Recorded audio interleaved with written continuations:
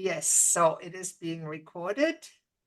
Welcome everyone to today's Soulful Leaders Academy. And as I always say, we all lead our lives. And I think with a little bit more soul, the life is better and more enjoyable and maybe even more fun. That said, I'm Dr. Christine Sauer. I started this endeavor and I do all kinds of things among brain and mental health, and soulful weight loss and nutrition is one of my focuses and havening techniques. And I'm excited because next year I will be a havening trainer and I will be able to train certified havening practitioners. Who wants to go next?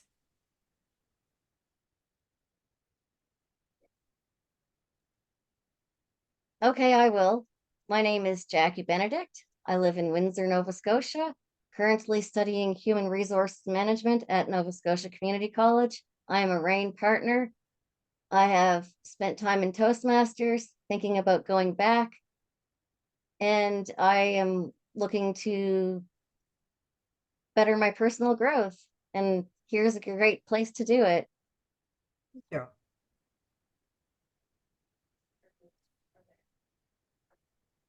Who wants to go next? How about Sheila? You just came on. Say hi. Hi, Christine. Hi, everybody. I guess I know just about everybody on the call at some level. Jackie, I remembered you from Toastmasters from my days. Yes, I'm Sheila Kelly. I live in Dartmouth. I was a coaching pioneer here in Halifax and have coached hundreds and hundreds of individuals over the past 20 years. And I love it. Otherwise, I wouldn't keep doing it. I'm about to launch a YouTube channel called Shift, real stories, real inspiration, and real leadership. So stay tuned. Thanks for hosting this, Christine. Thank you for being there, Sheila. And I know I invited you to teach at some point, and I would be honored if you do that. Sheila is a very accomplished and very calm and caring person, an ICF certified coach. I just want to mention that because you did. Yes, absolutely certified. What's ICF I tell certified? people I'm a real coach. ICF is an organization that certifies life coaches, and a little bit more than that. It's a long year and very expensive journey. And it often opens up the road to corporate coaching.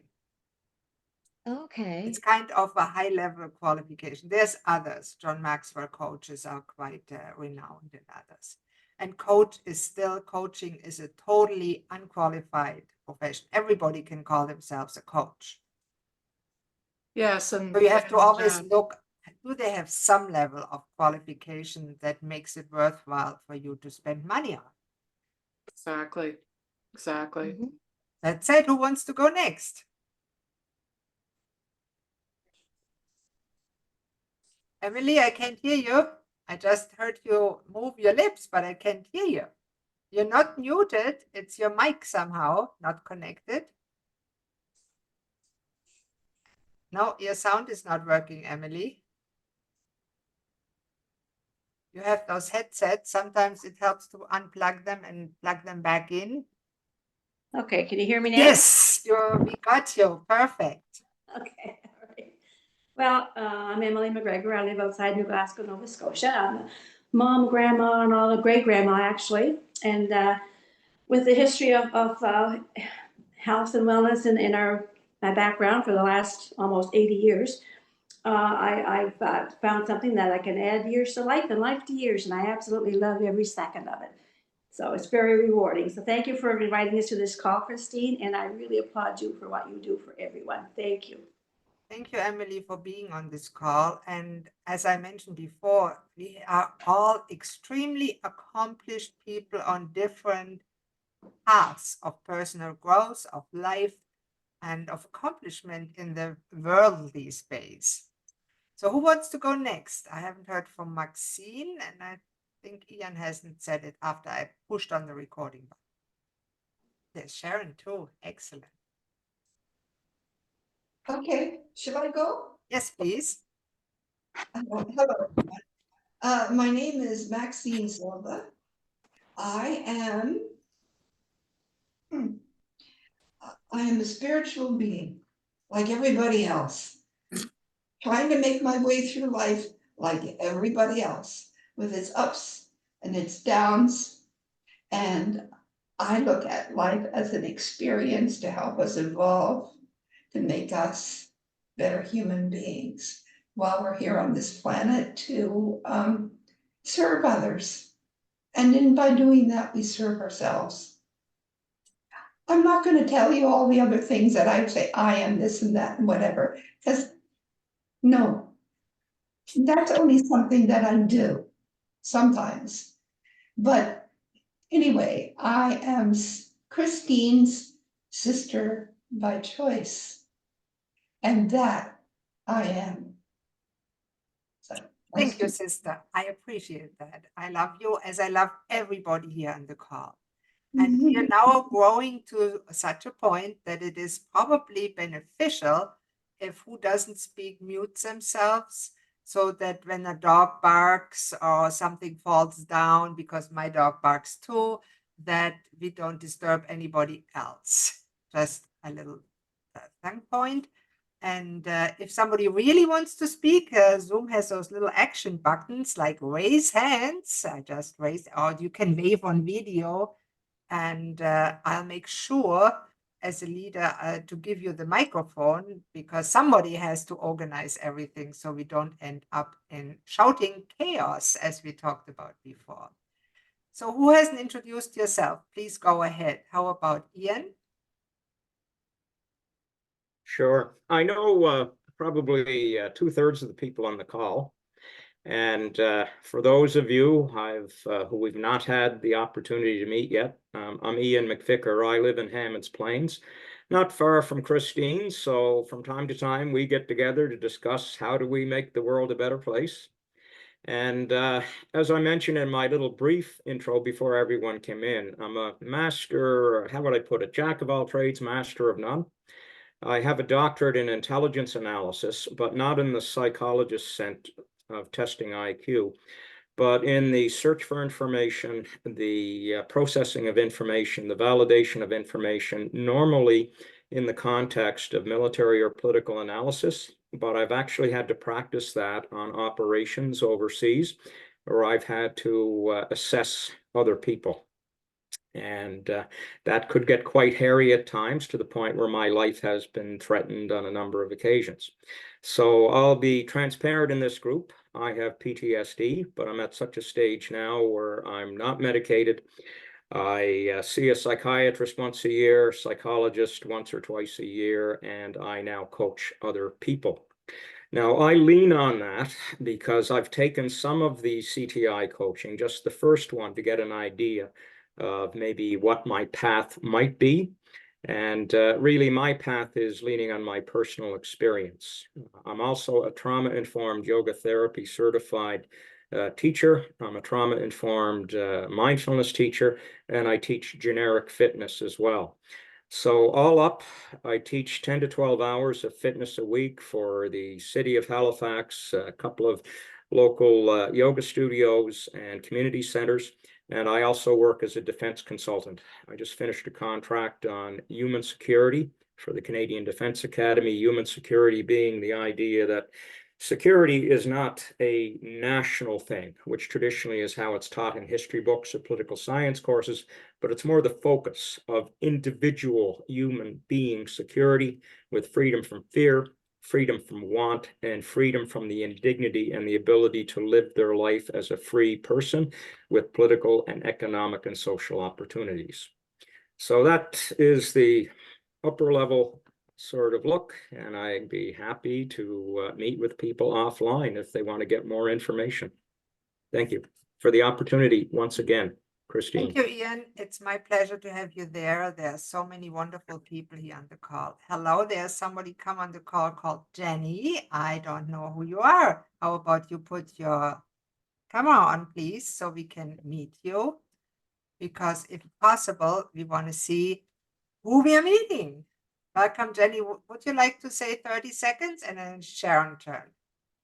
Hi, yes, I don't know what everyone else has been saying, how much detail.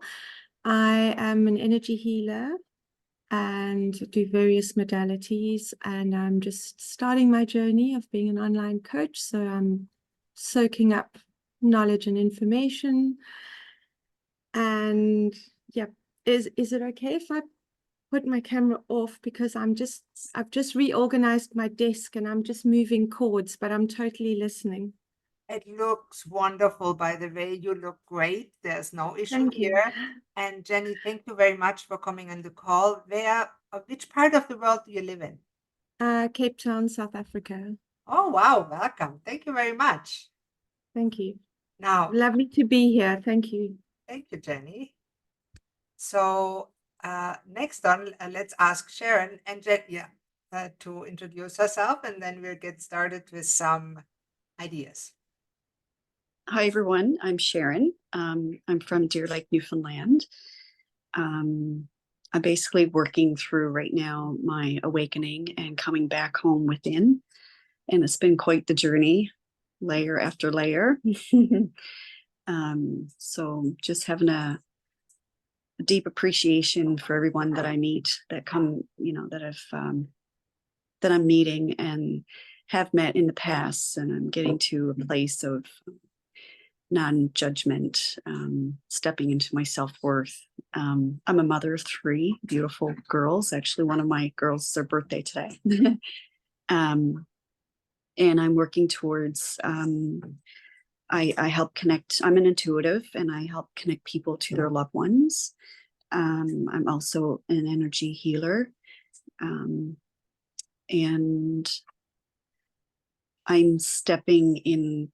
I'm finally coming out and stepping into who I came here to be. And it's, it's quite the journey. And thank you so much, Christine, for your unconditional love and support in providing this platform for people who can come in and feel like themselves. Thank you. Thank you so much, Sharon. And as I tell everybody, the purpose really for this is that I felt that we needed a platform where people can connect authentically and talk and learn something useful for whatever profession they choose to do, so they can not only experience personal growth, but also help make it the most efficient way to share it with others. And you all came in here through the Brain and Success website. I bought that domain a while ago, and I love doing stuff like that, web stuff. And so I wanted to share that. And I want to help others experience personal growth, wellness, and wealth, because I think it goes all together, if that's what you want. Because without financial wellness, we don't have the resources to reach out to others, to help them become their best selves. And that is one of my main passions in life. So when you look through that, the overview, and we talked about that several times, I'm not going into that.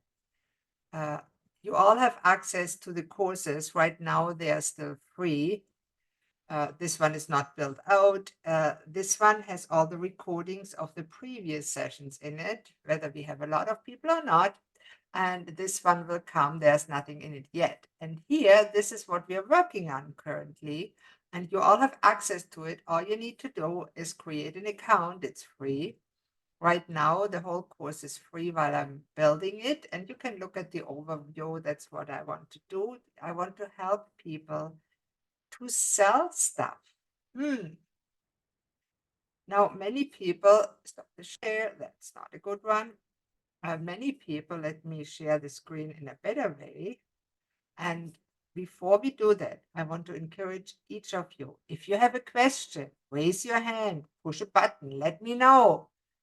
So I can stop whatever I do and we'll talk about it. Or what I will present will be about 10 to 15 minutes. That's the intended time.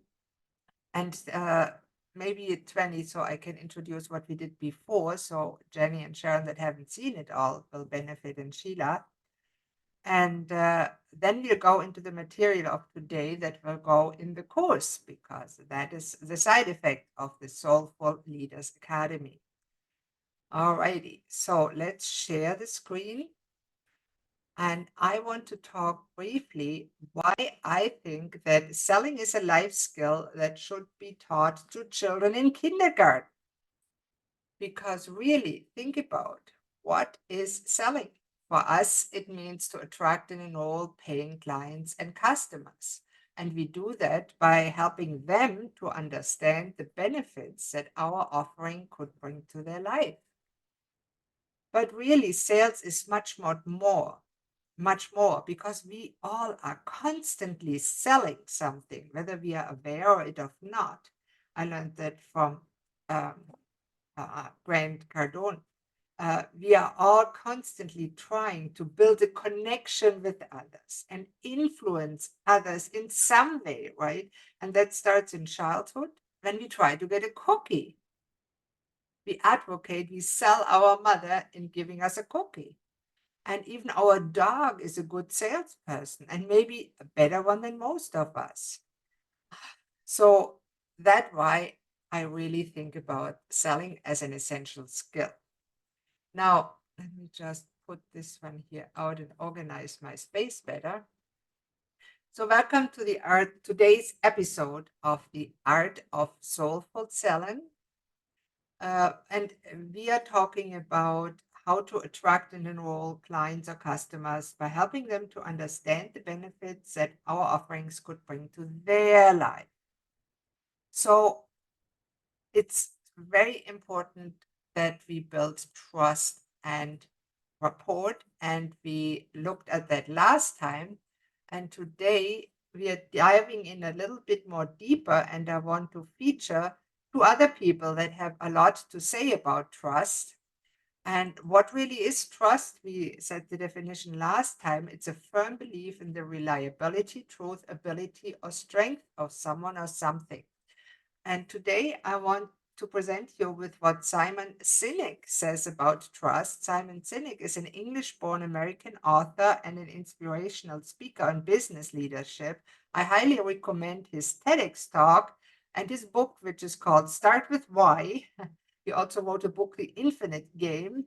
They're quite good. So let's listen to him. We all know that trust is important, but Just a second. Can you hear him talk? Yes, thank you. what is it really? So I'll give you an example. It's sort of one of my favorite examples of what a trusting team looks like.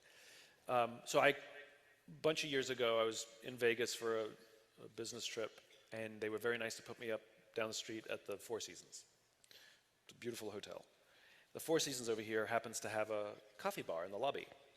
And so one afternoon, I went and bought myself a cup of coffee. And the barista working that day, named Noah, he was charming and funny and engaging, and I stood there for far too long talking to Noah.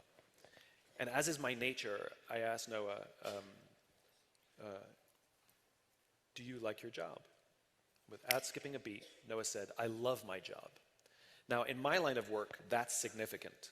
Like is rational, right? Mm-hmm. I like the people, I like the work, I get paid well, I like my job. Love is emotional, it's a higher order connection. Like, do you love your wife? I like her a lot, right?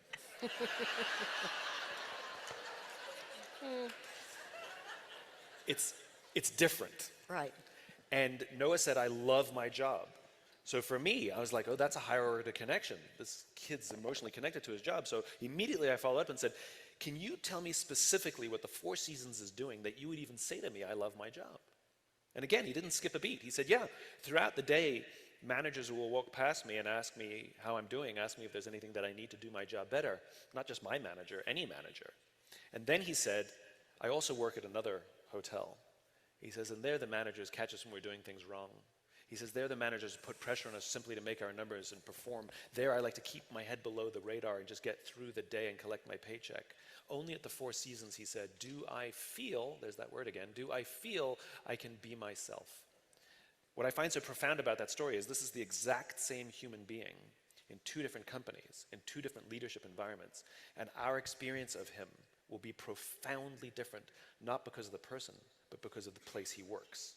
Right? It's not the person very often. And so, when we talk about, oh, you can't get good people these days, I'm like, it's like the only common factor in all my failed relationships is, right?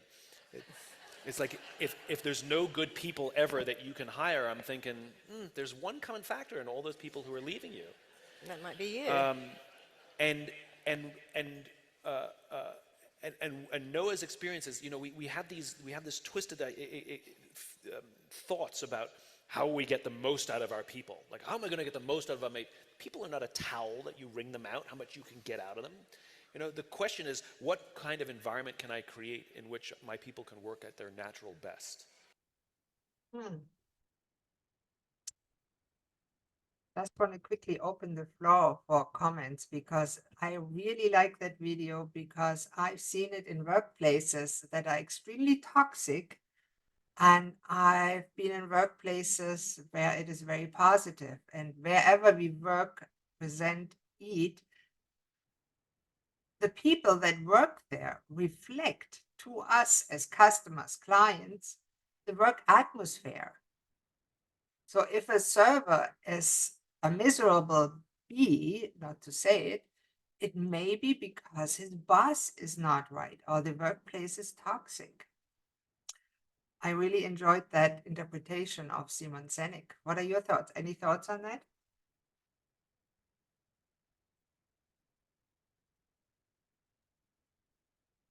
Yeah, go ahead, Ian. I really liked the comment about the nature of the work environment, because certainly if you're working in a toxic environment, you're not going to be motivated to be your best self. You're not going to be motivated to do much more than achieve the minimal amount of work desired to earn your paycheck. Yeah, thank you for that comment. And I know for you, Jackie, where you will be working in human resources, you have the ability to influence the culture in your company, maybe at some point in a positive way to create better experiences for the customers of that company. And if the customers have a good experience with the company and their products and services, and it applies to anybody of us that has a company, they will come back. They will eat in the same restaurant again. They will go use the same airline. They will go get the same product and services, right? And it applies to our business too. If we as leader in the business treat our employees, if we have any, or our co-workers, collaborators miserable, they will not perform well. Anybody else wants to say something? I was in an unhealthy work environment, and just felt like really smothered and cluttered. Like I just felt like I couldn't be myself. And every time, you speak up, you speak your truth, you were looked down on. And it's so important to be surrounded by people who see you and respect your opinions. So yeah, it's really it is a sickness of many larger corporations, especially when you have a middle manager over you. Middle manager is the most stressful job in any company because they have the big boss over them that expects the performance, and they have the employees under them that they are expected to motivate. They are sandwiched and squeezed to death by stress. It's very stressful. So that said, any other comments? Then we go to the next topic, which is, let's see, another factor that we need. Whatever we sell, whether it is a job performance, which is a sale for a manager, by the way, or whether we sell our children better behavior or our clients and customers our product and services. What is rapport? Rapport is extremely important in communication, in conversation, in sales. And does a buyer need to like the salesperson? We talked about that last time. And I think they do. if we have to have successful communication and successful sales in any way, if the children are supposed to grow up well, they have to at least like their parents and respect them. And hopefully they will love their parents because they're children. But an employee needs to at least like and respect their boss to be able to perform well. That's my opinion. And I think it's supported by evidence. So rapport, what is it? It's also about connection, but it's a little bit different aspect than trust. The definition of rapport is a close and harmonious relationship in which the people or groups concerned understand each other's feelings or ideas and communicate well. That is a hard thing to establish. So let's see what other famous people say. This is an interesting person, Paul Martinelli. It's a 7-minute video. Paul Martinelli is an international acclaimed entrepreneur, speaker, trainer, and mentor. And he talks about the power of human potential. And he went from a high school dropout to multimillionaire, like some people. And he's a president of the John Maxwell team, which is an elite group of certified coaches and communicators. You might have heard of John Maxwell, of course. Let's listen to Paul. Let's talk about rapport for a moment, okay? What is rapport? So we're going to define rapport for this program, for this course, this way. Rapport is a relationship characterized by agreement. It's a mutual understanding or empathy that makes communication possible and easy. So when you're in rapport with somebody, there's an empathy exchange. There's an agreement being exchanged. There's a mutual understanding. So by establishing, building, and maintaining rapport with your prospect, you can take them through a process of influence, showing them how you can solve their problem, meet their need, and satisfy their want. So let's talk about what rapport is not. Rapport is not manipulation. Manipulation is the control or influence of another person or a situation that's unfair or unscrupulous. I'm going to just tell you that in the sales process, if you act out of integrity, if you act in an unfair way, you will break rapport instantly. Another thing that rapport is not is it's not commonality. It's not the state of sharing features or attributes that you have in common with the other person. See, in the area where most people fail in sales is confusing rapport with commonality. This is why you can go in and have a sales conversation with someone and really laugh it up, and you and the prospect hit it off. My goodness, you have so much in common. You have boxer dogs and they have boxer dogs. You went to the University of Pittsburgh and they went to the University of Pittsburgh. And you guys left and you were fast friends. And then they Casper the Friendly Ghost on you on the follow-up. Or they end up giving the business to someone else. And you say, like, what went wrong? I'll tell you what went wrong.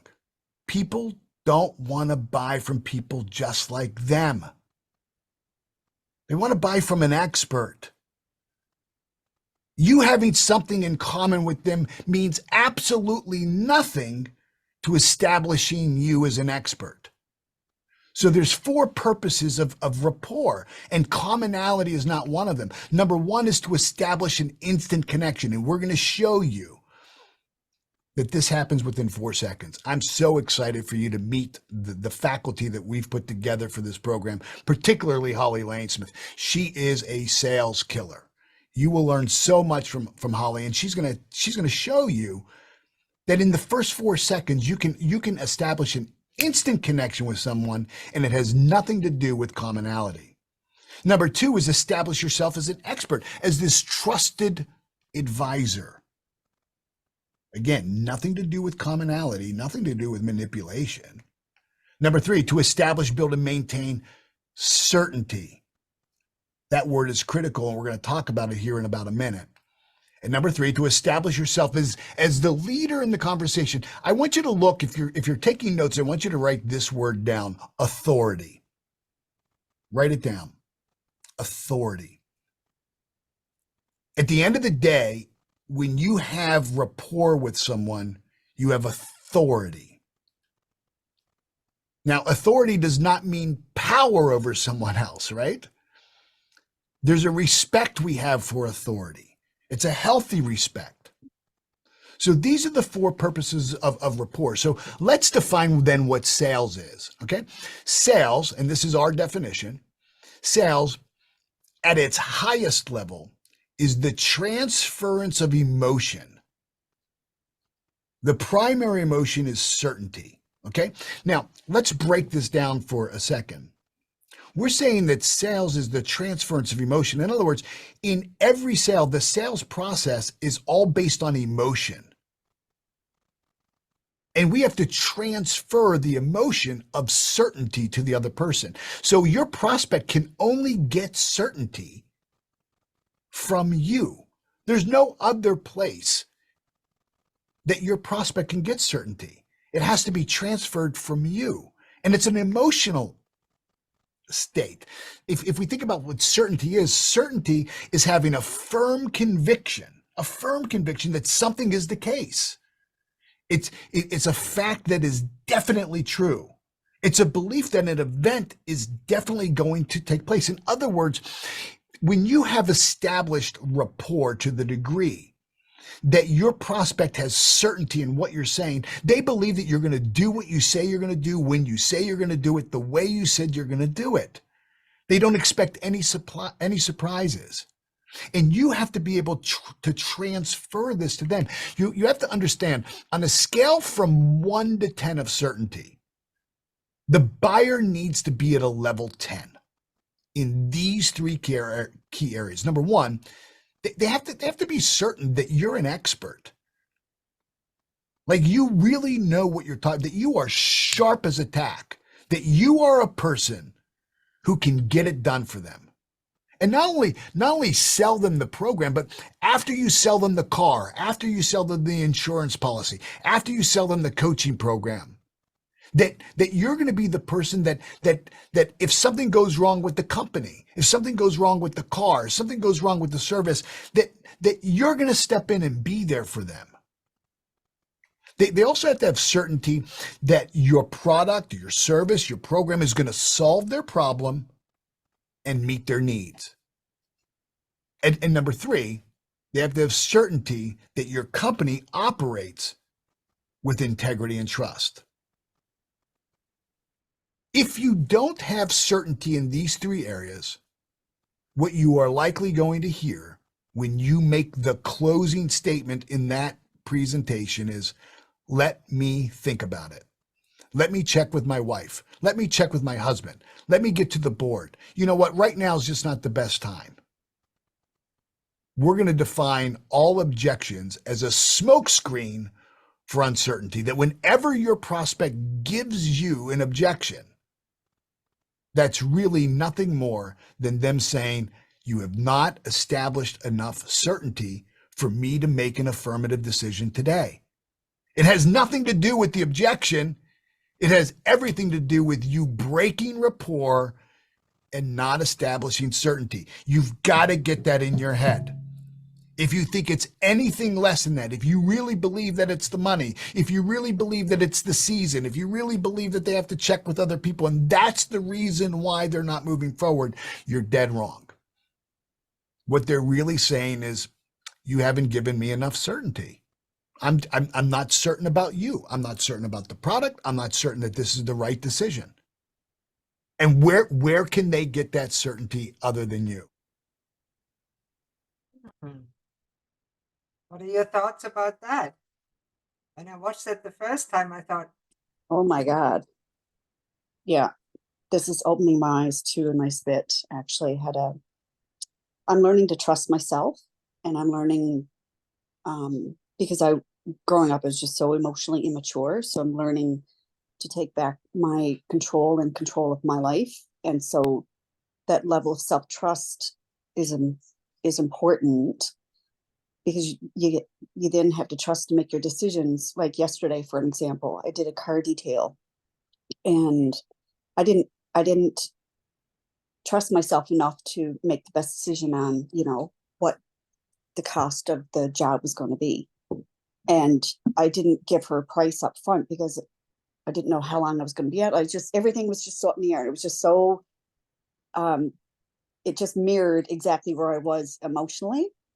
And I based it off it. And she thought that I priced too high, but I was confident in the work that I did, that nobody's going to, but if I was in my integrity, I think in that level of trust for myself, I would have said, okay, here's the price point, for the customer to trust that, okay, this is what it's going to be. And it was discussed beforehand, so everybody's in the know, so that she trusts me that I'm going to do the job and at the price that I said it was going to be. But I didn't give her a price up front. So then there was a big discrepancy at the end of the job. So yeah, it was just like, oh, that opened my eyes to a lot just then. Sharon, thank you for sharing that, because that is an experience that many of us share. That I did the same thing. Pricing is a big problem, and we often undervalue ourselves and avoid that discussion and discuss before we deliver the services with the client or customers how much it's going to cost. And I still do that sometimes and say, oh, just give me what you think it's worth, which is a good option. And sometimes it will work with certain people, but not with everybody. So it's not that easy to get it just right. Very hard, actually. And I really like that training. It's as I always say, the Soulful Leaders Academy is as much for my own personal growth and training as for everybody else. I just like to share what I learned with everybody else that's interested in the same things. And when I was working in sales, I actually said to myself, when I learned about sales, sales is a way to personal growth if you do it right. If you just see, oh, I push something on others, it's not really soulful sales. I think one other point that Paul made is worth mentioning. He said, you need to be the leader in the conversation to have an influence. And that's not just sales, but sales is influencing somebody. So if you want to influence somebody, we all want to do that, whether we are speakers, authors, trainers, whatever. We need to be leaders in a conversation. But what makes you a leader? And I learned way too late that to be a leader, it's not the one that talks the most. It's the one that asks the best questions. No, not so much in a presentation, but in a discussion. So let me ask you a question. And next time I'll actually introduce some feedback up that you might like if you do live presentations, especially it's free too. It's pretty powerful. I should show you right now because I have a slide that I can use. So think about what you want to say as a feedback for this, because I really would like to hear your opinion on what Paul Martinelli and Simon Sinek just said. What are your thoughts? I'm going to be the heretic. Heretic? Yes. I didn't particularly like either presentation because I thought in some ways they're taking a degree of agency away from their potential customer. It's almost as if you're going to promise them you're going to fill a gap in their life, and you need to convince them that you are the best person to fill that gap. Well, I am a very sales resistant type person. I tend to not buy anything unless I really need it. So somebody that is telling me I have a gap that they can fill, unless I feel there is that gap, then they are very unlikely they're going to make a sale with me. And it almost seems like everyone is out there. Your potential customer audience is ripe for the picking if you just make the sufficient argumentation to convince them to trust you. But it's more than that. on the other side of the equation, they actually have to need that service or product. Or if it's someone who decides like me, they certainly will not buy it, no matter how well it's argued. Thank you, Ian, for that point. It's a very good point, and all good sales trainer, and I'm sure Paul does it at some point, will notice that, because it does not make sense to sell ice to Eskimos because they have no need for ice. Of course, that is, somebody must be interested, not in you, but in the product at some level. And there must be a need on some level. For example, I was in internet sale. Everybody needs internet. So the decision is not whether to get internet, but what company is right for me. That is one product area. Then, of course, when somebody has a brand new product, they call it blue ocean product, like what Elon Musk did with his chatbot, ChatGPT. It was brand new. It wasn't there before. And within 2 days, he had 4 million signups. There was a need, there was a desire. It was free to start. And he made a killing with it once he put a price on it, because people loved it. That is the example of a different kind of sale. And did he create the need? Not necessarily. The need for information is always there. What's the difference between a Google search? Why do many people prefer ChatGPT over a simple Google browser search? You ever thought about that? Why is ChatGPT or Gemini? There's now several chatbots on the market, or I use Microsoft Bing Chat a lot. Why are those bots different than just typing a search term or question in the browser?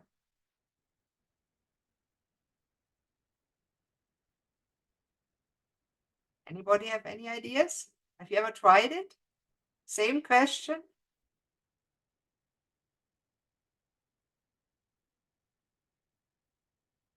I tried it, and the answers are quite different whether you type something in a browser, especially when you have a follow-up question, or you type it in a chatbot.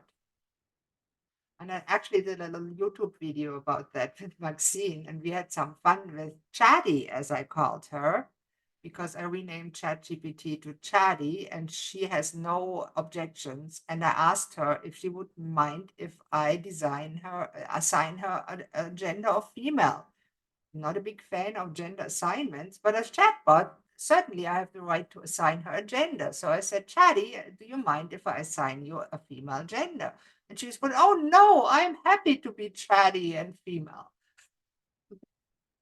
Hey, fun with Chatty, right?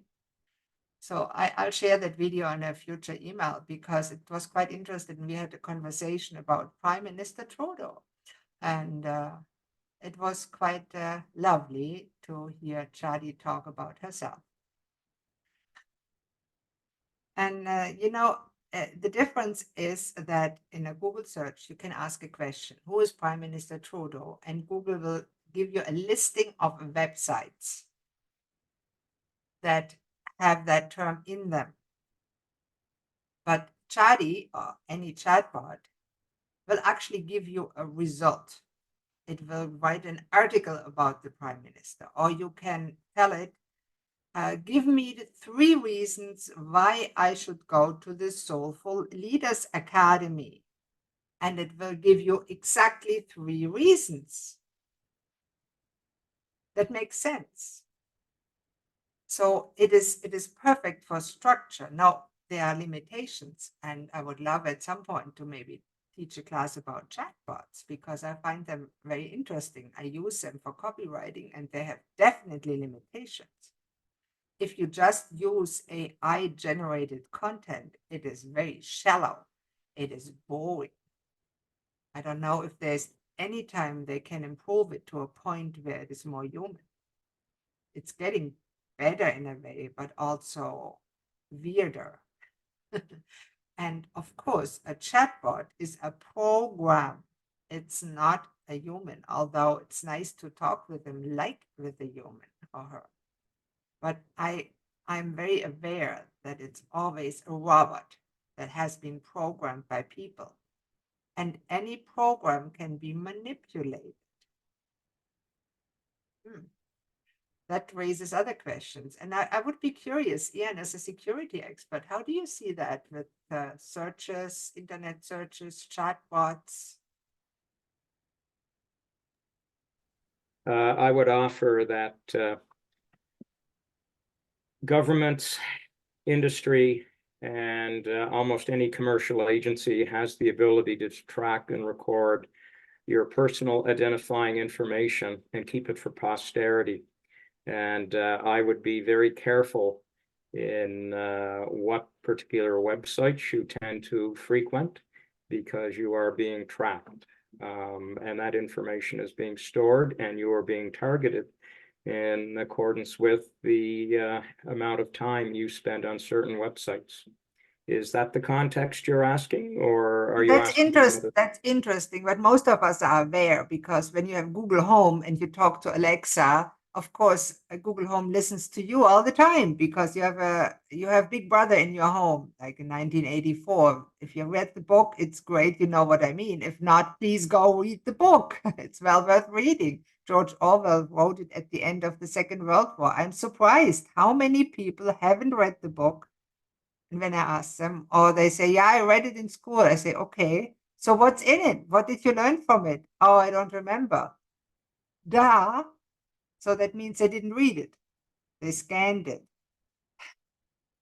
I think this is a book that is well worth reading and thinking about and applying maybe some of it. And there's many things going on in this world that are worthwhile exploring in detail, I think. And it's hard sometimes. As you said, yes, they can track you anywhere. Now the question is, does it matter? Does it matter if Google or whoever knows what I'm doing?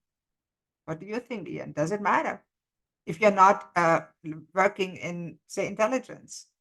It depends on what information you might want to protect. It depends on how the information you divulge over the internet to any number of harvesting search engines or monitors might, for example, if, and this is the most extreme way to talk about it maybe, but if you have a gambling addiction, a porn addiction, a certain predilection toward, let's say, a child pornography or something like that, you will likely be tracked, and you will probably at some point be investigated and possibly arrested. If you are doing financial transactions, money laundering, it's likely that eventually you will fall afoul of some government tracking agency, and you will eventually be investigated and possibly arrested. Is that the context you're looking for, or are you looking That's a for good something question. Is different? that the context you're looking for? Well, Ian, I love well, I'm trying to narrow No, down yes, on it the is. It is a precise very bits broad thing, and I know you of just wrote a information report. that you're Yeah, looking for. But I generally think speaking, almost any interaction on the internet is going to be tracked by an algorithm, which is looking to track your spending habits or your search engine habits, with the goal of primarily of selling you something based on your search histories, or B, maybe looking for you to trip certain tripwires that are related to illegal activities, whether that's something like financial speculation, money laundering, human trafficking, child pornography, or whatever. Even if you are using VPN, it's possible to track you across the internet. And I think for most of us that do not do any illegal activity, that is not a problem, as long as your government is at least mostly trustworthy and not a dictatorship that outlaws legal activity. Then it becomes a problem. And also, I believe, and correct me if I'm wrong, Ian, if you just do a little bit activity, it's usually not enough to trigger a spying camera, unless it's very bad, like child pornography. But say if I publish something that say I don't like whoever politician, that wouldn't trigger an algorithm unless I I put it all over the place and 100,000 times, then at some point, some algorithm will trigger and maybe the government doesn't like what I'm doing and puts me on a list to watch. Something like that going on? Yeah, I would say so. Generally speaking, you're right, but there's always a risk even for a one-time click on maybe a suspect site that's been blacklisted by a government or a police agency. But then life by itself is risky, right? Well, this is it. You have to make wise choices. That's all. Let me close today with a joke to have a little laugh. And it's a statistical joke that I often give to people that think life is safe or can be safe. And I always ask the question, and please think about it right now. When you go to bed at nights, you like going to bed, right? We probably all like going to bed, having a good snooze. So when you go to bed and lay in bed, do you feel safe? More or less? Is it a safe place for you, your bed? Most people would agree with that. And I then go on to say, don't you know the statistics? Over 90% of people die in bed. The bed statistically is a very dangerous place. Stay away from beds. Yeah, that's how to misuse statistics.